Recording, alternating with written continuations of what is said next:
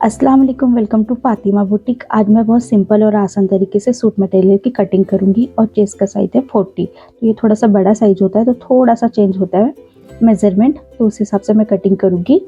अब मैं फैब्रिक को ओपन करूंगी। मुझे थोड़ा सा कोल्ड हो गया तो शायद मेरा आवाज़ सही से नहीं आ रहा होगा, उसके लिए सॉरी। अब ये फैब्रिक को मैं ओपन करूंगी तो ये बैक साइड है और ये वाला फ्रंट साइड है, तो बैक साइड का फैब्रिक है मैं इसको हटा दूंगी। उसके बाद इसको फिर ऐसे मैं रॉन्ग साइड से फोल्ड करके रखूंगी, फ्रंट वाला साइड का फैब्रिक है उसको।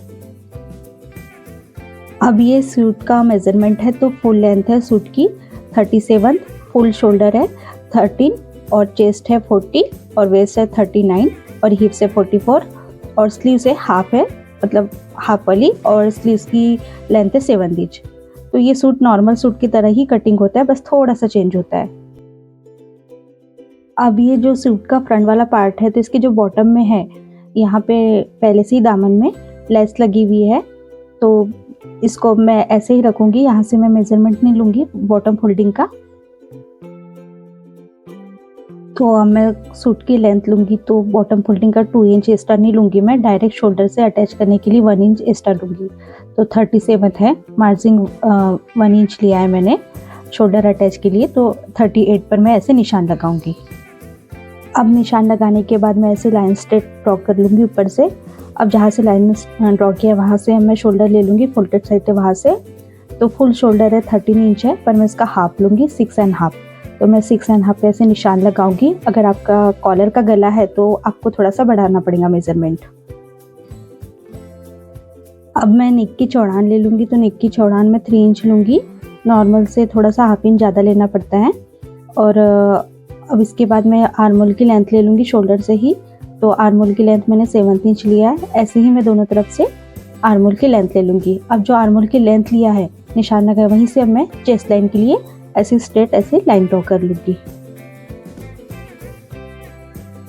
अब चेस्ट लाइन के बाद में अब ये ऊपर से शोल्डर से मैं वेस्ट लाइन की लेंथ ले लूँगी, तो वेस्ट लाइन की 15.5 इंच लिया है। उतनी ही लेना पड़ता है, उससे कम नहीं लेना पड़ता, ना ही उससे ज़्यादा, क्योंकि थोड़ा सा चेस्ट का मेजरमेंट बढ़ता है उस वजह से।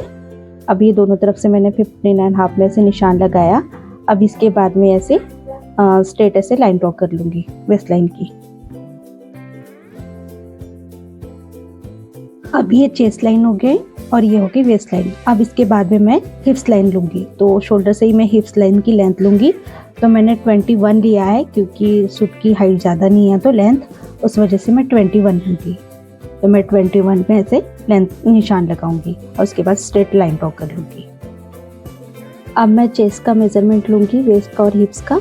तो चेस्ट का मेज़रमेंट है 40 है, तो उसका चौथा हिस्सा होता है 10 इंच, तो मैं 10 इंच पे से निशान लगाऊंगी।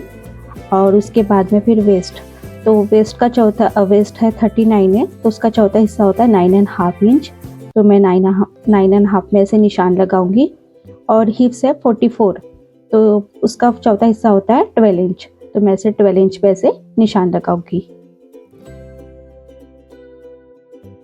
अब इसके बाद में अब मैं इन निशानों को मिला लूँगी, तो इसको मैं ऐसे स्केल से मिला लूँगी।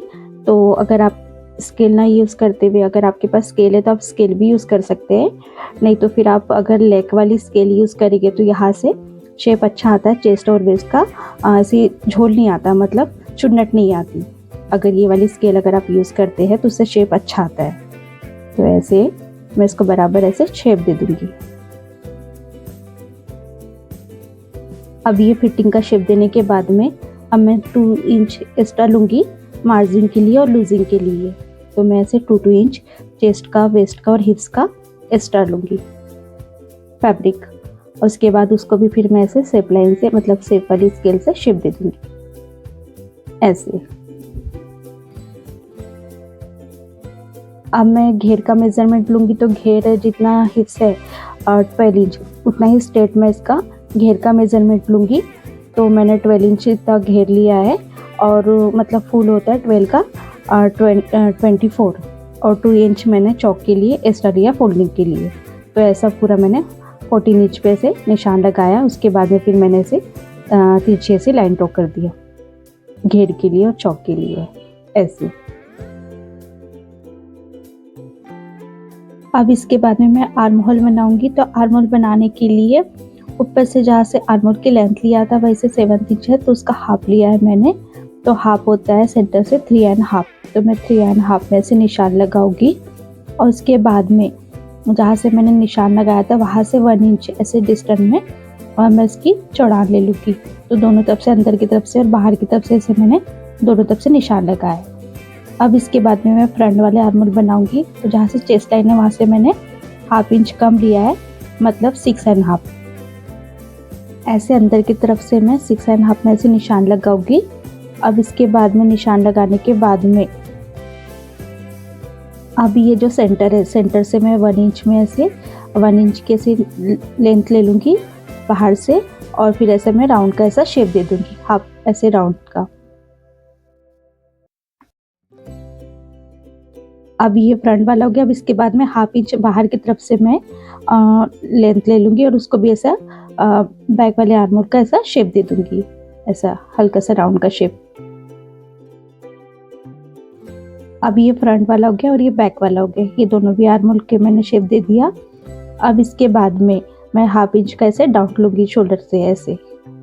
अब इसको यहाँ से ऐसे मैं नेक लाइन से ऐसे लाइन ड्रॉ कर दूँगी तिरछी। अब ये डाउन की मार्किंग कर लिया। अब ये पूरे सूट की मार्किंग कर लिया मैंने। अब इसके बाद मैं इसको कटिंग करूँगी। तो कटिंग करने के लिए सबसे पहले मैं ये जो डाउन है इसको मैं कटिंग नहीं करूँगी अभी, जब मैं बैक साइड का पार्ट की कटिंग करूँगी उसके बाद उसको मैं डाउन की कटिंग करूँगी। और अभी मैं फ्रंट वाले आर्म होल की भी कटिंग नहीं करूँगी, डायरेक्ट बैक पार्ट के आर्म होल की ऐसी कटिंग करूँगी। जब मैं बैक पार्ट कटिंग करूँगी तब मैं फ्रंट वाले आर्म होल की कटिंग करूँगी। तो ये हो गया फ्रंट पार्ट। अब ये मैंने फ्रंट पार्ट की कटिंग कर लिया। अब इसके बाद में मैं बैक वाला पार्ट की कटिंग करूँगी। तो ये रॉन्ग साइड से मैंने फैब्रिक को ऐसे फोल्ड करके रख दिया, ये फोल्डेड साइड है और ये वाला खुला वाला साइड है। अब इसको मैंने डबल फोल्ड करके रखा है रॉन्ग साइड से। अब इसके ऊपर में मैं फ्रंट वाले पार्ट को ऐसे रखूँगी और रखने के बाद में ऐसे बराबर इसको जमाऊँगी, सेट करूँगी। अब ये जो बॉटम वाला पार्ट है वहाँ से मैंने 2 इंच एक्स्ट्रा लिया है, क्योंकि फ्रंट पार्ट पे तो लेस लगी हुई है, लेकिन बैक वाले पार्ट को फोल्डिंग के लिए मैंने 2 इंच एक्स्ट्रा लिया है ऐसे फोल्ड करने के लिए। अब इसके बाद में इसको बराबर सेट करने के बाद में मैं कटिंग करूँगी। तो अब मैं डाउन की भी कटिंग करूँगी और फिनिशिंग के साथ वैसा बैक वाले पार्ट के साथ में पूरी ऐसी कटिंग करूँगी। दोनों पार्ट ऐसे बराबर पकड़ के ऐसे बैक पार्ट की कटिंग करूँगी। और उसके बाद में फिर यहाँ पे फिर मैं ऐसे जो एक्स्ट्रा वाला फैब्रिक है स्लीव्स का उसको हटा दूँगी। और उसके बाद में फ्रंट वाले आर्म होल की भी कटिंग करूँगी ऐसे। और उसके बाद में फिर मैं ये जो वेस्ट लाइन है यहाँ पे ऐसे कॉर्नर से ऐसे हल्के से कट करूँगी और हिप्स से भी ऐसे कॉर्नर से ऐसे हल्के से मैं कट करूँगी। अब ये मैं दोनों पार्ट को ऐसे अलग करूँगी। तो दोनों के आर्म होल का मैं मेज़रमेंट करूँगी। तो ये जो फ्रंट वाला आर्म होल है तो इसका जो ऊपर से शोल्डर का ½ इंच छोड़कर ऐसे आर्म होल की मैं मेज़रमेंट करूँगी गोलाई की, मतलब राउंड शेप की। तो इसका राउंड आ रहा है 11.5 इंच और ये बैक साइड का आ रहा है 11 इंच पूरा, क्योंकि फ्रंट का ज़्यादा इसलिए आता है क्योंकि ½ इंच कटिंग में जाता है। तो इस हिसाब से अब मैं स्लीव्स के आर्म होल की कटिंग करूँगी। फैब्रिक का आर्म होल का मेज़रमेंट इसलिए लिया जाता है क्योंकि जो बड़ा साइज होता है चेस्ट का, उसका आर्म होल का अगर मेज़रमेंट सही आया तो उसी के बाद फिर फिटिंग अच्छी आती है। तो अब ये मैंने स्लीव्स के फैब्रिक को ऐसे राउंड साइड से 4 फोल्ड में रखा है। और अब इसके बाद में मैं स्लीव्स की बॉटम फोल्डिंग के लिए मैंने 1 इंच लिया है फैब्रिक फोल्डिंग के लिए। तो अब यहाँ से जहाँ से मैंने फोल्डिंग के लिए 1 इंच लिया वहाँ से ऐसे स्ट्रेट ऐसे लाइन ड्रॉ करूँगी। अब लाइन ड्रॉ करने के बाद में ये हो गया फोल्डिंग का।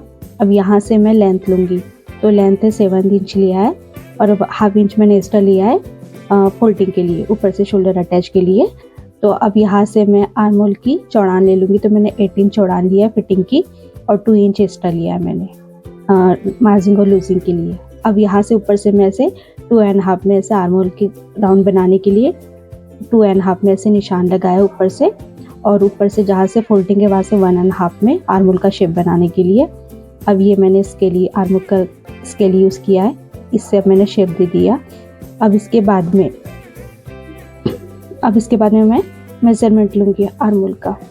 तो ये आर्म होल का बराबर गोलाई का मेज़रमेंट राउंड का 11 इंच है। ये देखो। अब इसके बाद में फिटिंग का मेजरमेंट लूँगी मैं बॉटम से। तो फिटिंग का मेजरमेंट 7 इंच लिया है और 2 इंच मैंने एक्स्ट्रा लिया है। फिर उसको मैं ऐसे लाइन ड्रॉ कर दूंगी और उसके बाद इसको मैं फिनिशिंग के साथ में कट कर दूंगी ऐसे। अब मैंने कट कर दिया। अब कट करने के बाद में फ्रंट वाले आर्म होल की कटिंग करूंगी। तो फ्रंट वाले आर्म होल को बराबर ऐसे फ्रंट एक दूसरे का मैच करते हुए उसके बाद में फिर ऐसे मैं आर्म होल का स्केल से ऐसा हल्का से राउंड का शेप दूंगी और उसको ऐसे ½ इंच का डिस्टेंस में ऐसे मैं शेप दूंगी ऐसे। अब ये ½ इंच के डिस्टेंस में मैंने ऐसे शेप दे दिया। अब उसके बाद में मैं फ्रंट वाले आर्म होल की कटिंग करूँ। अब ये मैंने फ्रंट वाले आर्म होल के कटिंग कर लिया। अब इसके बाद में सेंटर से ऐसा ऊपर से मैं शोल्डर से ऐसे हल्का सा मैं कट करूँगी। अब ये बहुत सिंपल है और आसान तरीके से मैं 40 साइज चेस्ट के सूट की कटिंग कर लिया।